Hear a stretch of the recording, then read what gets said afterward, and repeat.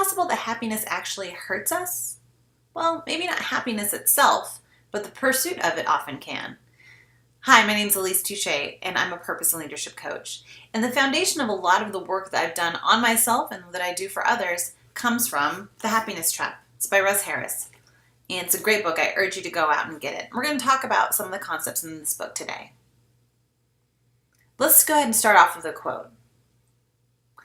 This quote comes from Brene Brown. Ms. Brown is a research professor, an author, and a speaker, and she studies shame and vulnerability. So in this quote, she says, "We cannot selectively numb emotions. When we numb the painful emotions, we also numb the positive emotions." And as human beings, we were meant to experience a full spectrum of emotions. Our brain isn't wired for happiness. What it's wired for, really, is food, water, shelter, and sex. Our species exists because we've been successful to a large degree at making this happen and accomplishing these four things. And so for many of us, we do have these four things taken care of. So what do we do next? Well, we start looking for meaning and fulfillment, but for some reason we confuse that with happiness. And there are foreign myths about happiness that we buy into that lead us to get into this cycle, or as Russ Harris calls it, the trap. So let's look at these four myths. Myth number one is that happiness is a natural state for all human beings. It's almost like we think it's our kind of like the same thing as the resting heart rate, that if everything else is taken care of, we should just be happy. But as we know, even the things that bring us great joy can also bring us great pain. Number two is if you're not happy, you're defective.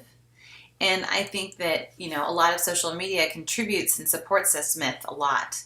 There's kind of this impression that everybody out there is really happy except for you. Number three is to create a better life, we must get rid of negative feelings. If you read the book, what you'll learn is we have to actually just experience those negative feelings instead of trying to get rid of them, because they're natural and they're going to come and go. So we might as well get used to them. And number four, you should be able to control what you think and feel. We can debunk this one as simply as by me saying, okay, don't think about a star. You can't help but think about stars when I'm telling you not to think about stars. You cannot control what you think, and you can't control what you feel either. So what do? We buy into those myths and we chase happiness. We believe that all of those myths are true, and so we push down all the other crappy feelings and we try to control them so that we can chase this elusive thing, this thing that's like any other emotion that we feel. It's something that doesn't last. It's fleeting. All of our emotions are fleeting. All of our emotions come and go like weather, yet happiness is one that we try to hold on to really tightly all the time because it feels good. And so, to stay in that cycle and in that chase, we try to control things. And again, it gets back to how our brain is wired, and that's for fight or flight. The way we try to control our negative emotions with fighting is that we might try to suppress them. We might try to just push them down. We might bully ourselves, call ourselves wimps, or knock ourselves about for not being able to shake this feeling. We might argue with ourselves, telling ourselves that we shouldn't feel that way. We might take charge and tell ourselves to buck up and just move forward. When it comes to flight, that's more about avoiding those negative emotions. So we might try to hide from them and people and experiences and environments that cause those hard feelings that we don't want to deal with. We might try to distract ourselves by reading too many books, watching too much TV, eating, shopping, all of those things that sometimes are okay to do, but when it just perpetuates a cycle, really aren't that healthy. And then, of course, we can numb or zone out. And that's where obviously people tend to use medication, alcohol, drugs, again, food and shopping to some extent, gambling, all of those things. These are all flight type of control behaviors. Again, any of these things at a given time, having a glass of wine, having a piece of chocolate, giving yourself a pep talk, that's fine from time to time. But if it's preventing you from actually feeling the emotions that you're trying to avoid, and it doesn't help you actually move forward, then there's a problem. So what if instead of trying to control things all the time, which trust me, I like to control things, but what if instead of trying to control all of our emotions all the time, and trying to strive for happiness and chase happiness, what if instead we tried a different approach? What if instead we strive to live a rich, full, and meaningful life? And know that in that, along with that, comes every range of emotion.